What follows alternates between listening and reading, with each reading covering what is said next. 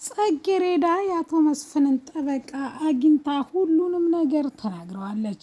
ከዛም በጣም ኃይልና አደገኛ ቦታ ላይ እንዳለችና እንዲሁም በጣም መጠንቀቅ እንዳለባትና ከዚህ የበለጠ ራሱ በጣም አደገኛ ነው ያንቺ ነገር የተውሰበሰበ ነው። ምክንያቱም ነገርየው የአገር ጉዳይና እንዲሁም የቅርስ መሸጥ እያወጡ ለፈረንጆች ወይም ለነጮች ስለዚህ ሆነ ስለ ሀገርን ከመሸጥ አይተናነስም ያደረግሽው ነገር በማለት ጠበቃው ይነግራታል። አሰላሙ አለይኩም ወራህመቱላሂ ወበረካቱ። ውድና የተከበራችሁ የቻናላችን ቤተሰቦች እንዴት አደራችሁ? እንዴት ዋላችሁ? ጽጌሬዳ ድራማን ክፍል 30 ይዤላችሁ መጥቻለሁ። እነሆ እንድትከታተሉ ይጋበዝኳችሁ። ወዳችሁ ፈቅዳችሁ ስለምትከታተሉ ከልብ አመሰግናለሁ። ጽጌሬዳ የመጀመሪያ ተፈታሽ እነ ሄቨን ቤት ስለሚሆን ስለዚህ ቀጥታ ቶሎ ከዛ ማምለጥ አለብኝ ብላ ረጅም ቀሚስና እንዲሁም አፏን ሸፍናና በሂጃብ ማለት ነው ቀጥታ ሸርብ ለብሳ ራሷን ቀይራ ወደ እንትና ቤት ታቀናለች። እነ ነብዩ ቤት ስኬድ እንግዲህ ወይዘሪት ሄቨን ማለት ነው እነሱ ጋር አድራ ነበረ። ባጭሩ ከሱ ጋር አድራ ነበረ። እንግዲህ ጽጌሬዳ በጣም ልቧ ቢሰበርም ነገር ግን አሁን ካየችውና አሁን ከሚሰማት ሌላ በፍጹም የተቃራና እንዲሁ ደግሞ ያለችበት ጉዳይ ስለነሱ እንዳታስብ አድርጓታል ማለት ነው። ጽጌሬዳ እንግዲህ ምን አይነት እባብ እንደሆነ ብትረዳም ነገር ግን ፈጽሞ ማለቴ ትኩረት ልትሰጣቸው አልፈለገችም። ነገር ግን ነብዩ ከሷ ጋር ማደሩና እንዲሁም ጽጌሬዳን ደግሞ በማየቱ እጅጉ ተጸጽቷል ማለት ነው። ክፍሉ ገብቶ እነሱ ሲሄዱ ማጨስና እንዲሁም መቃም በጣም ተናዷል ማለት ነው። ጓደኛውና አስመሳዩ ደግሞ ጓደኛው ማለት ነው ማንም ማለት አይደለም። አንተ እኮ ከተለያዩ ሴቶች ጋር ተኝታን ይቺ ደግሞ በስሜት ቁማር ልትጫወት አይገባም። ምክንያቱም ይቺ ልጅ ማለት አንተን የምትወድ ሳይሆን ኪስህን ወይም ባጭሩ ገንዘብህን የምትወድና ጽጌሬዳ ለአንተ የምትገባህ ሄቨን ናት በማለት ይለዋል ማለት ነው። እሱም በጣም ልክ ነህ ልክ ብለሃን እያለ እንግዲህ ጓደኛውን ይገድፋን ማለት ነው። ነገር ግን ልቦናው ፈጽሞ ሊረጋጋለት አልቻለም ማለት ነው። ምክንያቱም ጽጌሬዳን እንደ ጽጌሬዳ አፍቅሮ ማያውቅም። ወደፊትም ወደኋላም አያፈቅርም። ከዚህ በፊትም ከዚህ በኋላ እሷን የመሰለ ቆንጅዬና እንዲሁም እንደሷ የማፈቅረው ሰው የለም በማለት እንግዲህ ለጓደኛው ይናገራል ማለት ነው። እሷም እንግዲህ የሁሉ ከሆነ በኋላ እንግዲህ እነ መስፍን ቤት ሆና ማለት ነው ይደውልላታል። ሲደውልላትም እንዲህ የሆነ እኔ ምንም አትሰብ በሰላም ነው ያለሁት። ስለዚህ ቤተክርስቲያን ኮኜ ራሴንና እንዲሁም ከፈጣሪ ጋር መነጋገር ስላለብኝ ነው እንጂ አንተ ፈጽሞ ልታስብ አይገባም በማለት እንግዲህ ለወኒ ትነግረዋለች። ነገር ግን በተቃራኒው ወዳው ማለት ነው ወደ ጠበቃው ቢሮ ሲሄዱ እንግዲህ ሄቨን ደውላ እነ ነብዩ ቤትና እንዲሁም በራሷ ችግሯን ለመፍታት እየተንተፋተፈች እንደሆነ ይነግራታል ማለት ነው። ትነግረዋለች ማለት ነው። ይሁንም እንግዲህ እጅጉኑ በጣም ተናዶና ተበሳይቶ ቤት ውስጥ ይጠብቃታል ማለት ነው። ቤት ውስጥም እሷም እንግዲህ አልጠበቀችም ነበረ። አቶ መስፍን እንግዲህ የራሱን ስሜትና ፍላጎት ተከትሎ እንግዲህ ልጁ የሆነችውን ለማግባት ለጋብቻ ስለጠየቀ በጣም ይቅርታ ብሏታል። እንግዲህ ይቅርታ አድርጎ እንግዲህ ብዙ ገንዘቦች ሰጥተዋታል።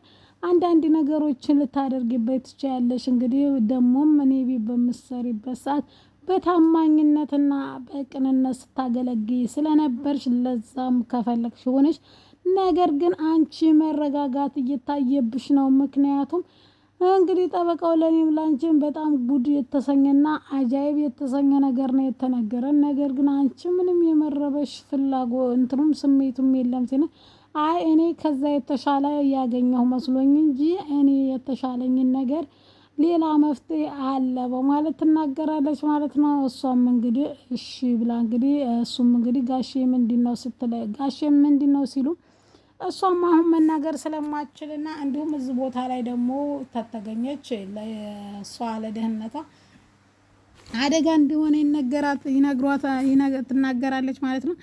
ከዛም እንግዲህ ከዛ በኋላ ትሄዳለች ማለት ነው። እቤት ስታገኘው ነበር። ነገር ግን እሱ ስታገኘው በጣም ተናዶ ነበር። የት ነበርሽ ብሎ ሲጠይቃት እሷ እንግዲህ የነበረችበትን እንደነገረችው ስትናገር ከጠበቃው ጋር ሆናችሁ አቶ መስፍን ጋር ስለሄዳችሁ አልደከመሽም በማለት እንግዲህ ሁሉንም ሚስጥር ይነግራታል ማለት ነው።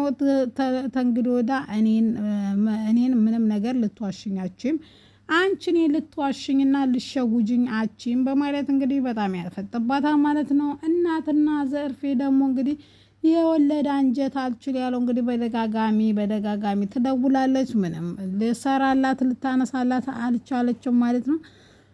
በተቃራኒው መልኩ ደግሞ በዛኛው ደግሞ እንግዲህ ያው የሄቨን እናት እንግዲህ ሁሉም ነገር ለበጎ ነው። ፈጣሪ እንግዲህ በዚህ በልጅነቷ እንደዚህ ያደረጋት አንድ ነገር አስቀምጦላት እንጂ ፈጽሞ እንደዛ አይሆንም በማለት እንግዲህ ትመልሳለች ማለት ነው። ያም እንግዲህ ያው ፈጣሪ ይርዳት ብላ እንግዲህ ጸሎት እያደረጉ ነው ማለት ነው። እንግዲህ ሁሉንም ነገር እንደምታውቅ ደግሞ እንግዲህ ለእንትና ትናገራለች ለእናቷ ሄቨን እንዴት ነው ስትል እሷ እናንተን ማድከም ፈልጋ እንጂ ችግሩም መፍትሄውም ያለው እሷ ጋር ነው። ዮናስን ካገባች ችግሩ ይፈታን፣ ታላገባች ችግሩ እንዳለ ይሆናል በማለት እንግዲህ ትናገራለች ማለት ነው። ያልገባት እናት እንግዲህ ቤት ስንገባ እንነጋገረን ትላለች ወይዘሮ ፍቅርታ ማለት ነው። እንግዲህ ሌላ ደግሞ እንግዲህ ለመኮንን ቪዲዮውን ሁሉ የቀረጸችውን ሁሉ ታሳየዋለች ማለት ነው። እንግዲህ ልጅየውን አብራው እንዳደረችና እንዲሁም በጣም የተከበደና ሌላም ነገር እንዳለ ሁሉንም ትናገራለች ማለት ነው። ከእንግዲህ ወዳ ስራሽን በስነ ስርዓት ስሪ፣ ክፍያሽን በዛው ልክ ይጨምራን በማለት እንግዲህ መኮንን ይናገራል። መኮንን የችግሩ አካል አንደኛው ጠንሳሲ ቢሆንም ነገር ግን መኮንን ራሱን ደብቆ እስካሁን እያለ ነው ያለው ማለት ነው ውዶችዬ ማለት ነው። በጣም አስደናቂና በጣም የሚያሳዝን ነው። ዛሬ እንግዲህ ጽጌሬዳ ምንድነው እኔ እንድትወጂኝ እንጂ እንድትፈሪኝ አልፈልግም በማለት እንግዲህ ዮናስ ይጮህባታል ማለት ነው። እኔ አንተን እኮ ነው መፍራት ያለብኝ፣ ካንተ ሌላ እኮ የከዳይ ሰው የለም። ጸባዩን አለሳልሶና እንዲሁም አሳምሮ እንደ ስስት ስሬ ብለህ ይኸው ዛሬ በችግር ከእግር እስከ ራሴ በችግር ጠላለከኝ ትለዋለች።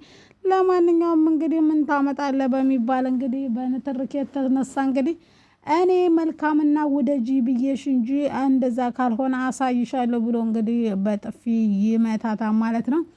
አንተ ውሻ እኔን መታኝ በማለት እንግዲህ ጥላቿ እጅጉኑ እጥፍ ጨምሯል ማለት ነው። አቶ መስፍን እንግዲህ የሚችሉት ነገር ካለና አሁንም እንግዲህ በቻለችው መጠን ራሷን ደብቃ እንድትኖር ያደርጓታል ማለት ነው። እሷም እንግዲህ እሺ ብላ ወይዘሮ ዘርፌና እንግዲህ ፍቅርታ ደግሞ እንግዲህ ሻያቸውን እየጠጡ ዘፍርፌ እንግዲህ በጣም ተጨንቃለች። ለምን ተጨነቀኝ ተብሎ አይጠይቅም። ዘርፌ እንግዲህ ልጇን ነው ያጣችው። በዚህ መካከል ግን ሄቨንና መኮንን ቁማራቸው ማን ነው የሚያጋልጣቸው፣ ማን ነው በቃ ማን ነው የሚደርስባቸው የሚለው ምክንያቱም የዚህኛው የቤተሰቦቹን ሀብት የተሰኘውን ወይም የነብዩን ሀብትና ንብረት ሙሉ በሙሉ የራሱ የማድረግ አላማ ያለው ማለት ነው። እንግዲህ በዚህ ሁሉ ግን ምን ይፈጠራል የሚለውን ቀጣይ የምናይ ይሆናል ማለት ነው። ጽጌሬዳ አስተንግዶዳ እንትናን ለማግባት እንግዲህ የተስማማች ይመስላል። ለጊዜው እንግዲህ ትምህርት ቤትም ለ15 ቀን ያክል ያው ተዘግቶላቸዋል ማለት ነው።